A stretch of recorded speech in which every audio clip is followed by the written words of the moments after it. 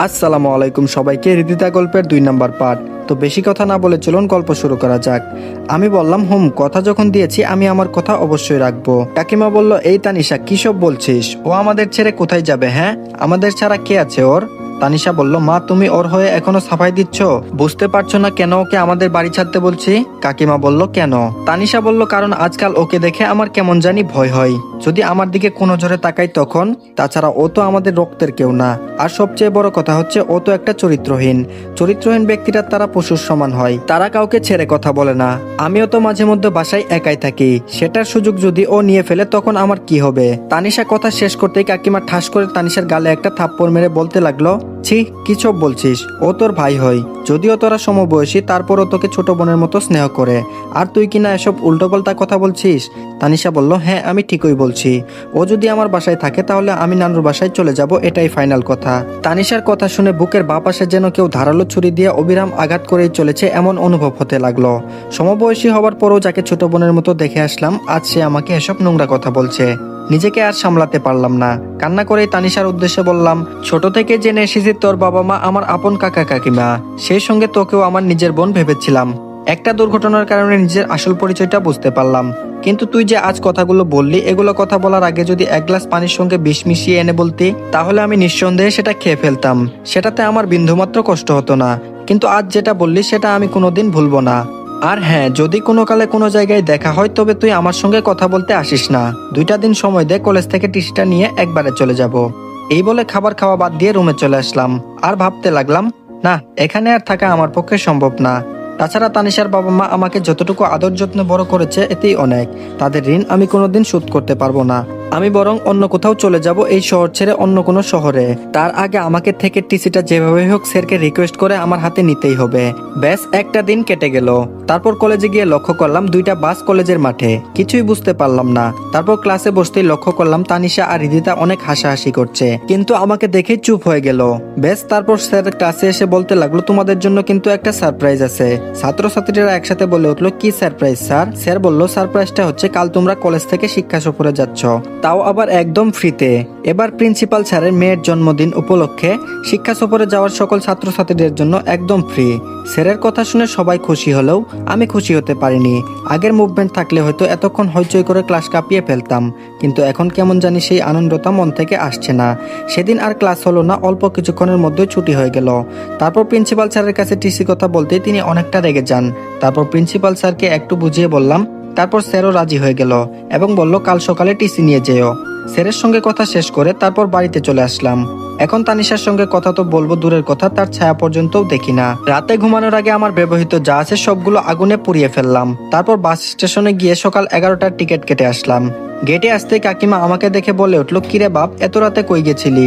আমি বললাম, লিজানের সঙ্গে বিয়ের দাওয়াত খেতে গেছিলাম, এর জন্য একটু লেট হয়ে গেল। কাকিমাকে মিথ্যা বলে বিষয়টা এড়িয়ে গেলাম। কাকিমা আমার পকেটে টাকা গুঁজে দিয়ে বলল, এই 2000 টাকা রাখ, কাল আবার তোদের কলেজ থেকে নাকি শিক্ষা সফরে যেতে হবে। তানিশাও টাকা নিয়েছে, এখন তোরটা নে। কাকিমার কাণ্ড দেখে চোখের কোণে পানি জমে গেল। আমার বিশ্বাস করতেই কষ্ট হচ্ছে যে এরা কেউ আমার রক্তের না। ব্যাস নিজেকে আর সামলাতে না পেরে বলেই ফেললাম, তোমরা আমার সত্যিকারের বাবা মা কেন হলে না বলো তো? কাকিমা বলল, পাগল ছেলে, তুই আমার পেটের সন্তান না হলে কি হবে? তানিশাকে যেভাবে আদর যত্নে মানুষ করেছি তোকেও সেভাবে মানুষ করেছি। শুধু কি সন্তান জন্ম দিলেই মা হওয়া যায়? এমনি হওয়া যায় না? আমি বললাম, হ্যাঁ তাই তো তুমি আমার কাকিমা না শুধু মা। কাকিমা বলল, হ্যাঁ এবার ঠিক আছে, যা ফ্রেশ হয়ে খাবার খেয়ে ঘুমিয়ে পড়। এই বলে কাকিমা চলে গেল। কাল সকালে স্যারের কাছ থেকে টিসি নিয়ে এসব মায়া ত্যাগ করে আমাকে এই শহর ছেড়ে চলে যেতে হবে। ভাবতেই কেমন জানি বুকের বাপাশে দুমড়ে মুচড়ে উঠছে। রাতে ঘুমানোর আগে দেয়ালে লক্ষ্য করলাম আমার কয়েকটা ছবি দেয়ালে লাগানো আছে। যখন আমি এখানে থাকবো না তখন আমার ছবি কেন এই দেয়ালে আটকে থাকবে? ব্যাস ছবিগুলো দেয়াল থেকে সরিয়ে আগুন দিয়ে সেটাও পুড়িয়ে ফেললাম। এভাবে সব মেমোরিজ গুলোকে শেষ করে ফেললাম। এখন কেউ রুমে আসলে বুঝতেই পারবে না যে এখানে কেউ ছিল কিনা, আর সেটা ধরতেই পারবে না। রাতটা নির্ঘুমে কেটে গেল। সকালে উঠে ছাদে গিয়ে কিছুক্ষণ ভাবলাম, কোথায় যাব, কার কাছে যাব? তেমন তো যাওয়ার কোনো মাধ্যমই পাচ্ছি না। আত্মীয় স্বজন বলতেও তো কেউ নেই, তাহলে যাবোটা কোথায়? ভাবতেই রাকিবের কথা মনে পড়ে গেল। সে হয়তো আমাকে কোনো একটা উপায় বের করে দিতে পারবে। এসব ভাবতেই দেখলাম তানিশার হাতে ব্রাশ নিয়ে আমার সামনে মাথা নিচু করে দাঁড়িয়ে আছে। হয়তো ও কিছু বলতে চাচ্ছে, কিন্তু কোনো সংকোচ বোধের জন্য কিছু বলতে পারছে না। এখন তানিশার সামনে দাঁড়িয়ে থাকতেও লজ্জা করছে। যাকে আপন বোন ভাবতাম সে আমাকে চরিত্রহীন বলে অপবাদ দিল। তার সামনে কিভাবে থাকা যায়? বেঁচে থাকলে তো ওর সঙ্গে কথাই বলবো না। ওর বলা কথাটা আমার মরণের আগ পর্যন্ত মনে রাখবো। এসব ভেবে কোনো কথা না বলে তানিশাকে ছাদে একা থাকতে দিয়ে চলে আসলাম।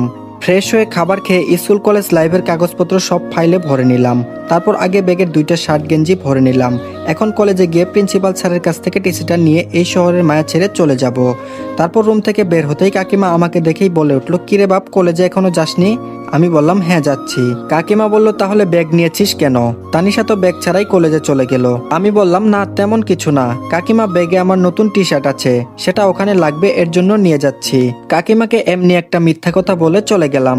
তারপর কলেজে আসতেই লক্ষ্য করলাম ক্লাসমেটরা সবাই আনন্দ উল্লাসে মেতে আছে।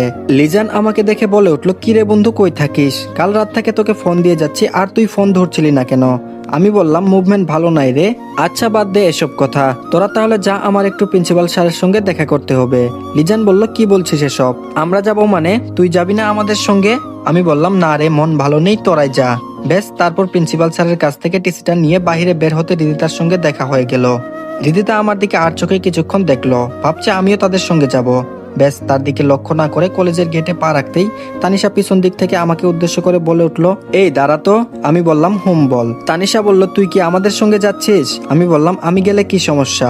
তানিশা বলল, না মানে লিজান যে বলল তুই নাকি শিক্ষা সফরে আমাদের সঙ্গে যাচ্ছিস না। আমি বললাম হুম সেটাই, আমি যাচ্ছি না, তোরা ভালোভাবে যাস, আল্লাহ হাফেজ। এই বলে চলে আসতে যাব, এর মধ্যে তানিশা বলে উঠলো, তাহলে তোর কাছে ব্যাগ কেন? আমি বললাম না এমনি। ভালো থাকিস আর কাকিমার দিকে খেয়াল রাখিস। এই বলে সেদিনই চলে আসলাম ঢাকা। অপরদিকে কলেজ থেকে তানিশা, রিদিতা তারা শিক্ষা সফরে সবাই আনন্দ উল্লাসে মেতে আছে।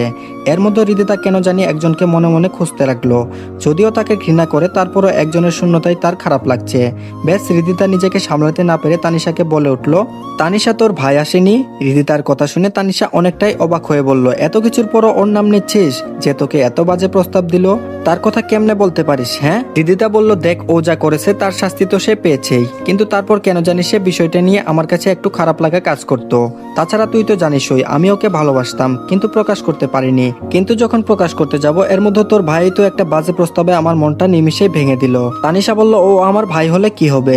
আমিও ওকে অনেক কথা শুনিয়েছি। এই বলে তানিশা বাড়িতে যা ঘটনা ঘটেছে সেটা রিদিতার সঙ্গে নিমিষেই শেয়ার করে ফেললো।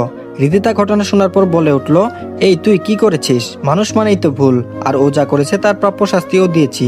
যাই হোক, বোন হিসেবে তোর ওসব কথা বলা একদমই ঠিক হয়নি, সরি বলে নিস।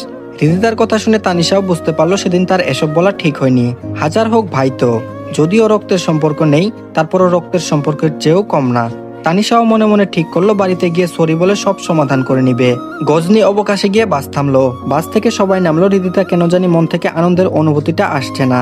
যতই হোক, একটা মেয়ের পিছনে যদি কোনো ছেলে 2 বছর শুধু প্রেম নিবেদন করেই যায়, সে মেয়ে যতই পাথর হোক না কেন, সেই ছেলেটার প্রতি কিছুটা হলেও আবেগ কাজ করবে।